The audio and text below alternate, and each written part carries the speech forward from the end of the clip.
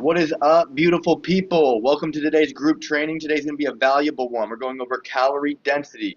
We've talked about this before: high volume eating, low calorie, high calorie foods. You guys get the gist of it, but we're going to be getting into detail of calorie density and why it is the secret code for long-term fat loss. If you can truly understand how the concept of calorie density, which you will after today's training, you're going to be able to understand fat loss for the rest of your life, and you'll be able to teach it to your friends and family for the rest of your life, because it's very simple once you understand this concept. The definition of calorie density is the number of calories per pound of food, or per weight of the food, And why it matters is different foods can have drastically different calorie counts, even if they weigh the same. For example, a pound of broccoli is 128 calories, while a pound of olive oil is 4,000 calories. What's crazy, guys, and we're going to be talking about this, is that a pound of broccoli is pretty hard to eat, at one time. A pound of olive oil, that's pretty hard to eat at one time. Nobody's eating a pound of broccoli or a pound of olive oil at once. But the thing is that calories are a constant, guys. It's a constant. So I want to bring up this chart real quick. Make sure. So this is the calorie density chart, and I just wanted to show you guys how vegetables, broccoli, stuff like that, 100 calories per pound. The food groups on the bottom, guys, are all pound metrics, all pound measurements. So a pound of fat, pound of nuts, pound of junk food. We'll say like Oreos or cookies, chips, a pound of bread, or a processed food, like could be bread, could be crackers, a pound of animal products, pork, meat, all that stuff. Okay.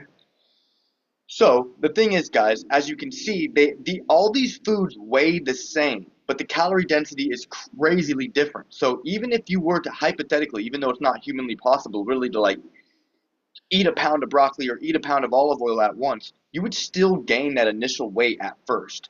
But through time and through fiber and through the digestion process, the more calorically dense food is going to put you in a calorie surplus, even though they weigh the same. The vegetables, even though they weigh the same as the calorie dense foods, they're not going to put you in a calorie surplus. See, weight isn't the only determining factor of calories. There's a lot of other reasons why calories why they are a certain number. Weight is just one of those reasons. It comes through a plethora of reasons, and we're going to be getting into that. But I wanted to show you guys this chart just so you can get a better understanding. When I first saw this chart, I was just like, it was kind of like a little eye-opening to me, but it was also like, who cares? Why does it matter? Because I'm never eating a pound of olive oil. I'm never eating a pound of bean. I'm never really eating just a pound of food at once of a certain given food. So why does it matter? It matters because calories are a constant. Okay, so every time you eat vegetables, it's going to be low calorie. Every time you eat olive oil, it's going to be 4,000 times more. It's going to be 40 times more calories. So it's a constant, just like how you were to, if it's hard for you to get 10,000 steps, but if you just decide to just move more, park further away consistently, and it's like a constant, and you're constantly just trying to walk a little bit more throughout the day, it constantly will compound. Just how calorie density will constantly compound. In isolation, it doesn't really make too much sense. But when you take a step back and you understand that it's a constant, it's going to constantly add on. So if you have olive oil frequently, you're going to be more easier to get into a calorie surplus. If you have a lot of vegetables frequently, it's going to be easier to stay into a calorie deficit because they have so much volume with so little calories. Okay, I don't want to jump the gun, but I wanted to show you guys this chart before we get back into that training, so you just have an idea of how vastly different a pound of olive oil or a pound of nuts compared to a pound of vegetables. And I'm not saying nuts or even Oreos or chips or olive oils are fattening or bad for you at all. They're just much easier to overeat. It's so much more easier to overeat oil, nuts, and seeds and junk food compared to broccoli. Nobody's overeating broccoli. Everybody's overeating nuts, seeds, oil, fats. Doesn't mean they're necessarily bad for you. They're just much easier to overeat, okay? And when you overeat something that has a high calories, over time it compounds, and that's how you gain body fat. All right. So I'm not going to ramble too much and go outside the script, but I wanted to show you guys this first before we get deeper into the training. So I want to talk about carbohydrates, why carbs are so important. And you guys see me talking about carbs all the time and when to prioritize them. It's because carbs are the most nutrient-dense food on the planet. They have the most vitamins, most minerals, fiber, and they're our body's preferred energy source. Um, and you see a lot of people who go on diets and they cut out carbs and they lose body fat because when you cut out carbs, you're also cutting out calories. Um, but the thing is that they're getting a short-term result for a long-term disaster because they're depriving themselves of the most healthiest foods on the planet so they can lose body fat. We can continue to eat carbs and lose body fat. It's actually it's actually ideal that way. It's actually easier that way. But some people, like the keto people or the carnivore people, they don't eat much fruits and vegetables. They don't eat those, and they eat a lot of other ones that whatever works for them. But it's kind of the only reason why I don't really like that stuff is because carbs are the healthiest foods on the planet, and it is our body's preferred energy source. And it's just if you cut out carbs to lose fat, you're also cutting out longevity, you're cutting out nutrition, you're cutting out health from your diet as well. So, but there are good carbs and bad carbs. I don't really like that term, but I like to use refined versus unrefined carbs. So, an unrefined carbs are natural foods like fruits, vegetables, whole grains. They're high in fiber and they support digestion and helping us feel full. Refined carbs are processed foods like sugary snacks, chips, white bread, all that stuff. But like take a potato, like a potato out of the ground. That's an unrefined carb. But when you slice it into straws, you put salt on it, put oil on it, then you deep fry it. You're refining it. The more you refine a carb, the more you add calorie density to it, and you take away nutritional value from it. So it's okay to process some things like some things are okay, like take a smoothie. You're just blending it up. It's just a form of processing it. You're not really ruining the nutritional value at all. You are kind of ruining the satiety when you blend a smoothie because your body's not having to break down that fiber. The blender is. But I'm gonna get derailed if I talk about that. Unrefined carbs versus refined carbs. It's not necessarily bad or good carbs. Refined carbs are the ones you really want to limit, and unrefined carbs are the ones you want to eat as much as you can, really. Corn, unrefined carbs, versus corn chips, refined. While both are derived from corn, the chips are processed, more calorie dense, and less nutrients. While whole corn is high in fiber, more filling. See, that's why carbs got such a bad rap in the diet industry, because everybody got fat off eating chips and eating cookies and eating highly palatable sugary carbs, and then they're like, yeah, it's the corn that got us fat. It's the grapes. Everyone thinks fruits and vegetables and carbs are all bad now just because of refined carbs. Refined carbs gave unrefined carbs a bad rap, okay? I want to make this very simple for you guys, okay? Unrefined carbs and refined carbs. That's how and the one's not necessarily, I don't like to vilify foods. You can still have both unrefined and refined carbs, but you have to understand that the more natural you can keep the food from where nature brought it to you, the more it's going to be more satiating, have more volume, more nutritional value, and help with fat loss. The more that you process it and refine it, the more it takes nutritional value and the more it adds calories. Okay? And I already mentioned this, but why carbs get a bad rap is people are associating them with carbs that gain weight. Because refined carbs like ice cream, chips, and processed foods, the reality is that unrefined carbs, whole grains, fruits, and vegetables support fat loss and health because of the low calorie density and the high nutrient content. There is no other macronutrient. Fats or proteins do not compare to carbohydrates when it comes to nutritional value of how many different types of vitamins, minerals, and antioxidants that carbs have. Refined carbs, on the other hand, contribute to overeating due to their calorie density. Like I can eat you never see me eat. You never see people eating 2 Oreos. Like you never. You see people eating 2 apples or maybe just 1 apple. It's very hard to overeat unrefined carbs. Like it's very easy to eat refined carbs. I could be eating French fries out of a bowl all day. And I'm not saying they're bad. I'm just saying they're very easy to overeat. So you should be mindful of that. Calorie density comparisons, guys. Again, a pound of broccoli. This is gonna blow your freaking mind. A pound of broccoli versus a pound of olive oil. Okay, one's 4,000 calories, one's 128. That might not blow your mind, but this next part will. See, a pound of broccoli is 128 calories, and that would be very difficult to eat. A pound of olive oil would be 4,000 calories. I mean, that would be difficult to eat too. But the thing is, a tablespoon of olive oil is more calories than a pound of broccoli.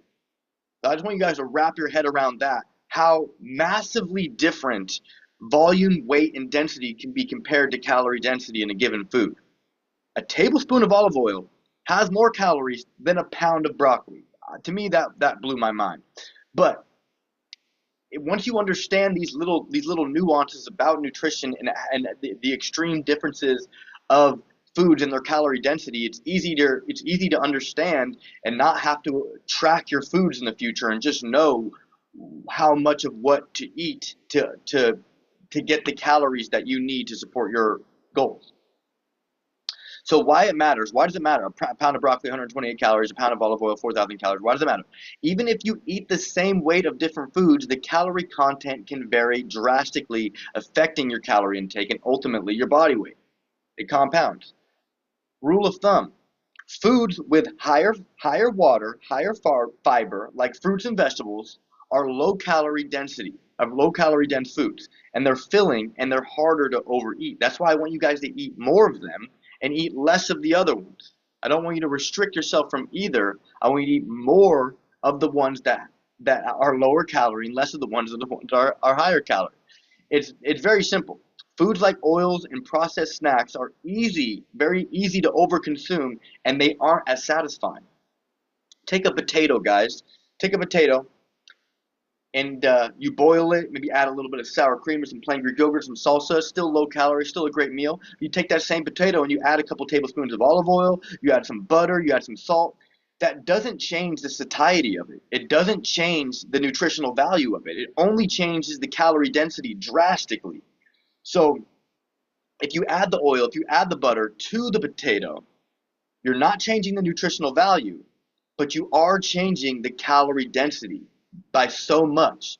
And what else you aren't changing is the satiety of it. It's not going to satisfy you anymore if you add a little bit of oil, butter, and fat to the potato.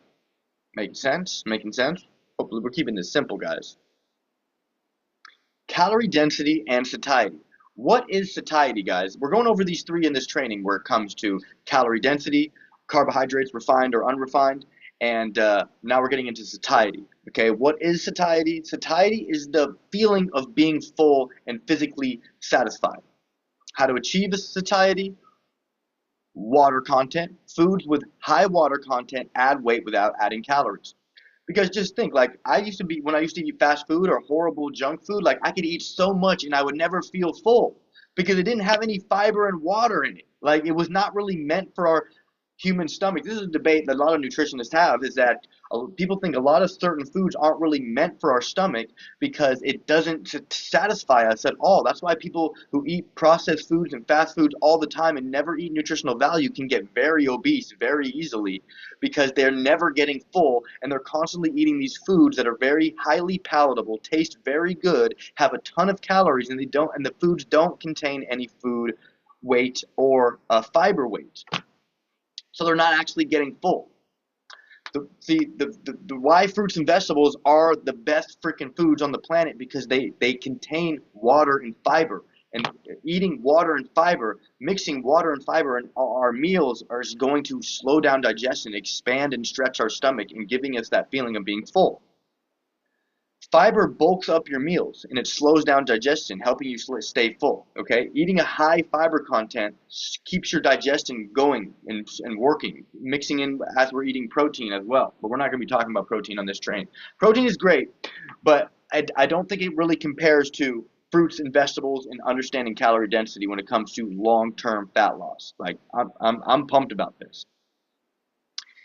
Like this is how people get fat, is because those processed foods, and I eat processed foods still sometimes. You can still sometimes have them as long as you incorporate fiber and water and low calorie dense foods in your diet. But there's a lot of people in American society where they only eat highly palatable processed fast food, Oreo cookies, chips, burgers, pizzas. They only eat those things and they're always constantly hungry. So they have to eat more of those things, and those things have so many more calories and they don't have any nutritional value, and they also don't fill you up. So it's just you're in a cycle of constantly feeling hungry, constantly getting more obese, and it's very sad.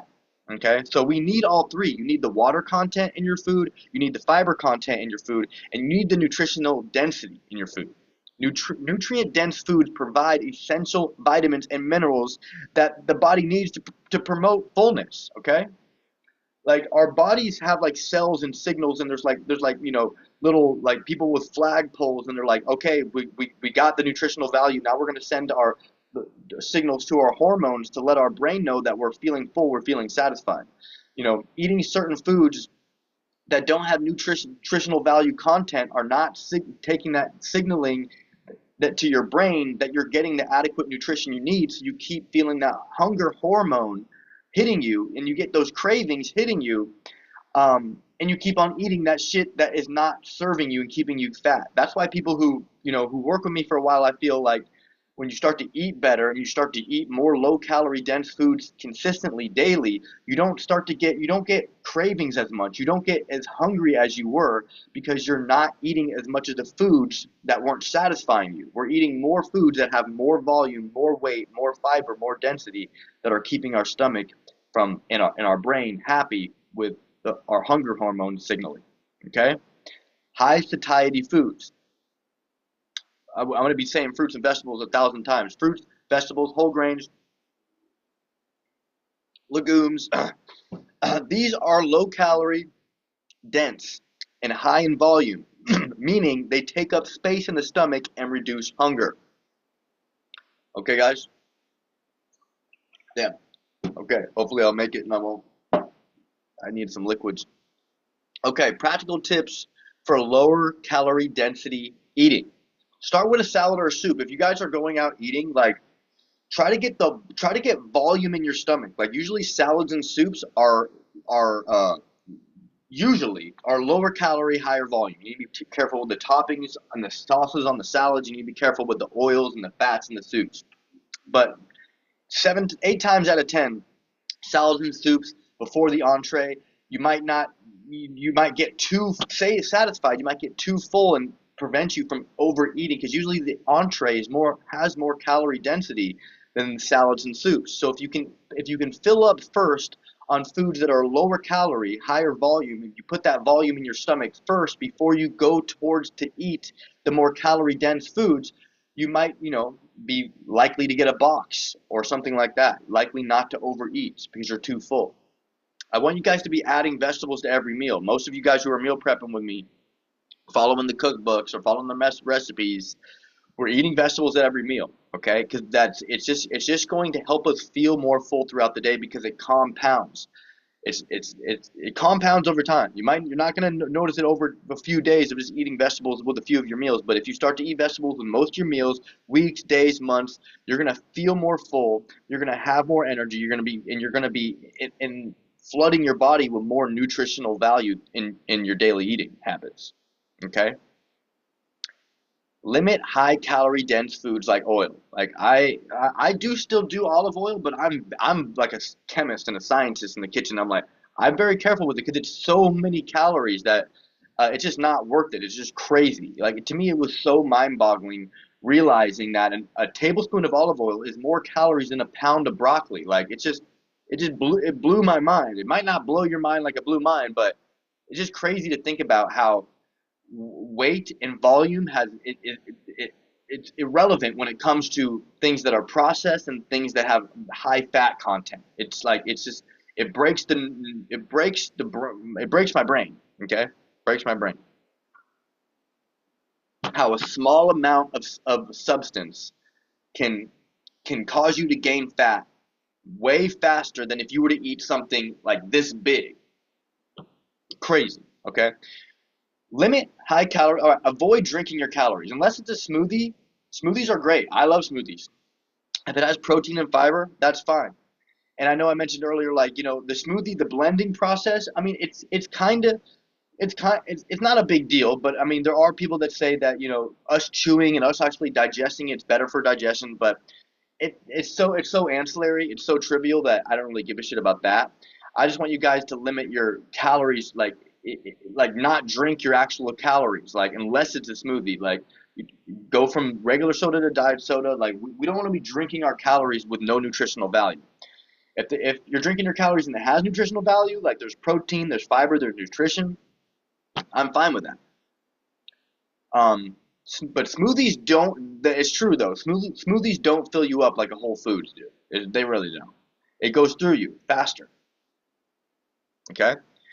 The role of volume eating and calorie density. The concept of eating high volume. Our stomachs feel satisfied when we consume a certain amount of volume of food. High volume, low calorie foods like vegetables help us reach that society. So they did a study I was going to bring up, but they did a study where they realized that everybody eats the same weight each day. Like we eat the same weight. Some days are a little sporadic, but we eat the same weight that we put in our body each day.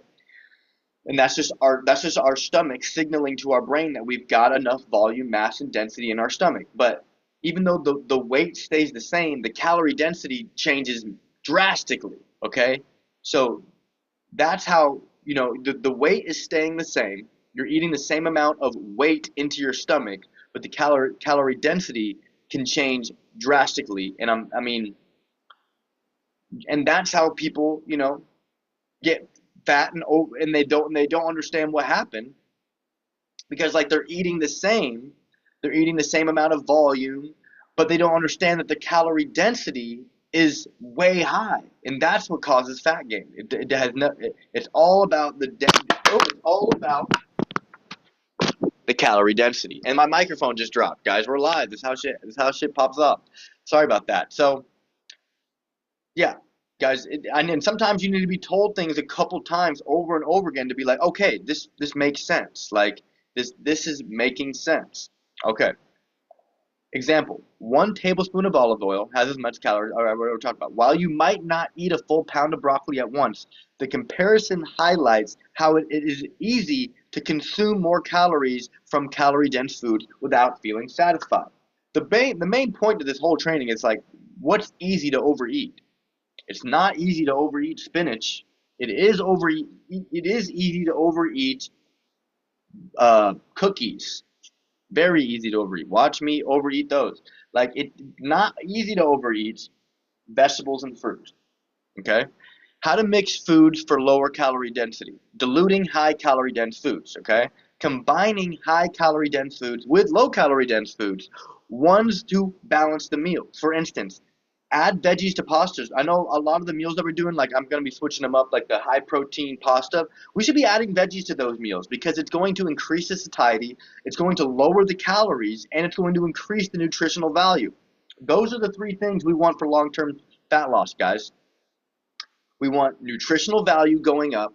We want fiber and water going up, and we want satiety going up and calorie density going down. So we want calorie density going down, we want volume going up, and we want satiety going up. Okay. Um, Sequence eating. Okay, start meals with low calorie foods like salads and soup. This fills you up, makes it easier to portion size, all that good stuff. Quickly go over calorie density and longevity. They've done tons of studies like in the blue zones. If you guys can Google the blue zones, people who've lived the longest eat the most amount of carbohydrates, eat the most amount of foods that are on the lower calorie density chain.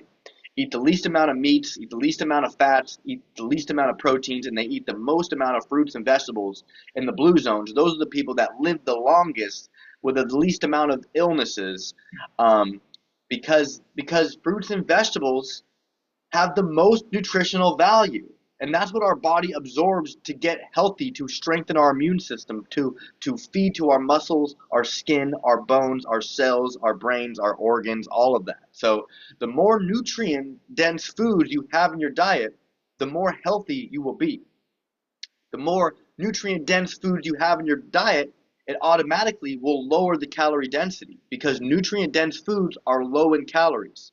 And the more nutrient dense foods you have in your diet, it will increase your satiety because nutrient dense foods are high volume, and high volume foods add to satiety, meaning you're going to feel full, you're going to be healthier, and you're going to be able to lose more fat just from eating low calorie dense foods frequently. It's a secret to fat loss. That's why my cookbook is called the Low Cal Dense Cookbook, because it is everybody's trying to take things away and, like, keto, fasting, restrict themselves. Guys, when you restrict yourself and you cut calories from things that have nutritional value, you're depriving yourself from long-term longevity and nutrition. Like people who cut carbs and people who starve themselves to do fasting. I'm not super anti-fasting. I just don't think it's sustainable long-term. What is sustainable long-term is eating a lot of fruits and vegetables every day. Okay? Hitting your protein goal every day, of course, but really focusing on nutrient dense foods so you can, one, keep the calories lower, two, keep the nutrition higher, and three, keep you feeling more satisfied. Okay? So we need to eat more fruits and vegetables. Add them to everything, guys. Okay? Nutrient rich foods, high in vitamins, carotenes, minerals, and antioxidants found in whole foods, unrefined carbs like fruits and vegetables, support both satiety and long-term health.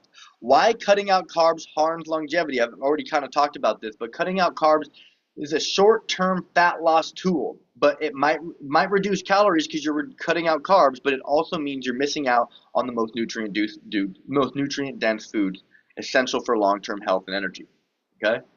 Stop cutting carbs, guys. Woo. In summary, guys, the action steps. I want you guys to focus on unrefined carbs. We need to be stocking on unrefined carbs weekly because they don't last super long. I mean, or even multiple times a week. Okay, we should always have a good amount of vegetables and fruits in our kitchen. Okay, whole grains too, but vegetables and fruits always. Fruits, vegetables, whole foods, unrefined carbs. The closer you can get it from nature, the better it's going to be in all three things. That's why I literally think, I don't think we're supposed to be vegans because it's hard to get protein. I mean, whatever works for whatever. But I do think as humans, we are meant to be eating these nutrient dense foods. There's so many key indicators, and I think the number one key indicator is how it's just so easy to gain fat and become obese from not eating them and focusing only on the fast foods, the processed foods, the shitty foods, because they don't communicate with your hormones properly like nutrient dense foods do. Nutrient dense foods communicate with your hunger hormones like ghrelin and estrogen and testosterone, telling your body that, okay, we're done eating, we're full now. And they also, people always say, like, trust your gut. There's a brain in your stomach. Your brain, your gut has more, receptors or nerves than your actual brain. But so when your gut is stretched and fueled properly with proper nutrition, your digestive system is just going to be moving so much smoother. But again, guys, I'm not telling anybody to completely cut out processed carbs here or completely cut out French fries or anything like that. But we do have to understand that if we are eating those things, I would like you to also have the nutrient dense with it.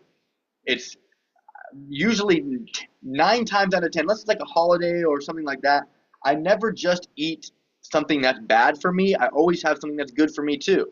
I always have, if I'm having French fries, I'll probably have some carrots too. You want to have the voluminous nutrient dense foods pairing with the foods that keep you happy, the foods that fuel your soul if you need them. Some people don't.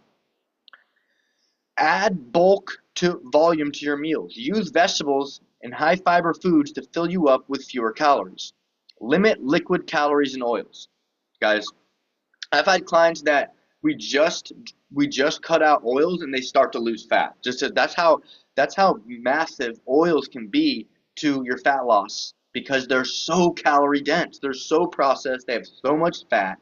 And I know, and that's why they taste so much. That's why they make meals taste so amazing because it's just kind of fucked up how the graph works. Usually, the ones that are more calorie dense are more highly palatable. They taste yummier. But guys, that's why we have to mix a little bit of those things with the low calorie dense foods to make the low calorie dense foods taste good so we can eat more of them.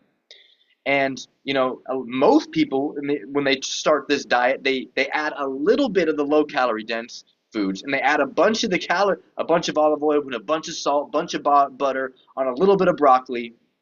No, we need to do it the other way around. We need to get a bunch of broccoli and add a little bit of salt, a little bit of butter, a little bit of oil, a little bit of seasoning. That's the key, guys.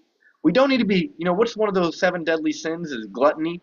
You don't need to take a little bit of something that's so good for you, like broccoli that has great nutritional value, and then drench it in oil and fat and butter so it can taste good.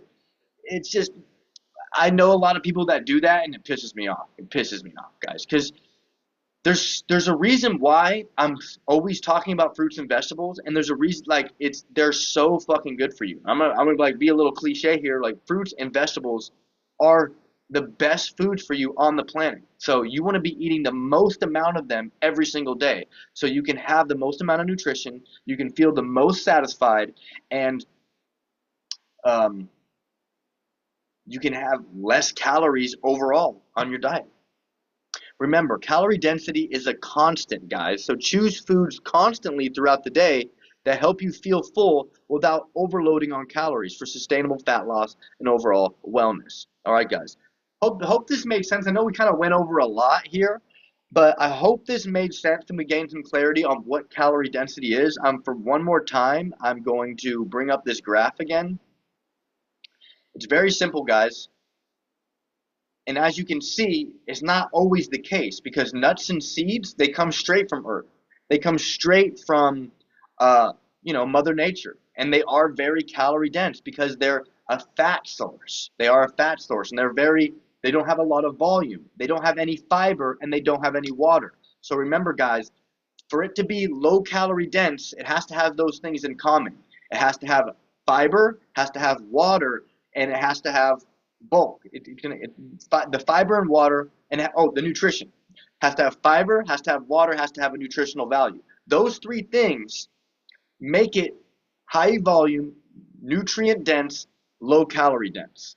So I could keep talking about this. I am going to run out the clock. We got 2 more minutes, guys. But if you guys have any questions about this, if you guys, because I know this is kind of hard to wrap your head around. This is a lot of information, and people go to school for decades to really gain even more clarity on this concept. But calorie density is the key to sustainable long-term fat loss when you can fully wrap your head around this.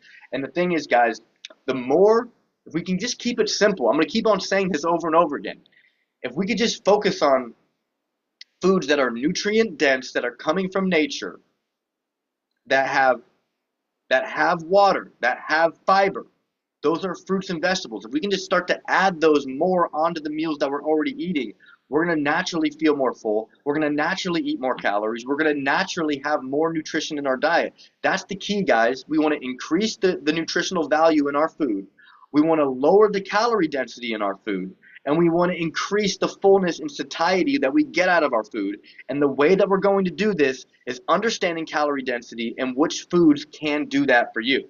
So you guys got my cookbook, you guys got the meal plan, you guys got me at the resource, and there's a ton of other resources inside the onboarding packet that you guys first got when you hired me that will help you better understand this idea. But again, if you have any other questions, reach out to me. I'd love to talk to you guys more about this, but this concludes our training on calorie density.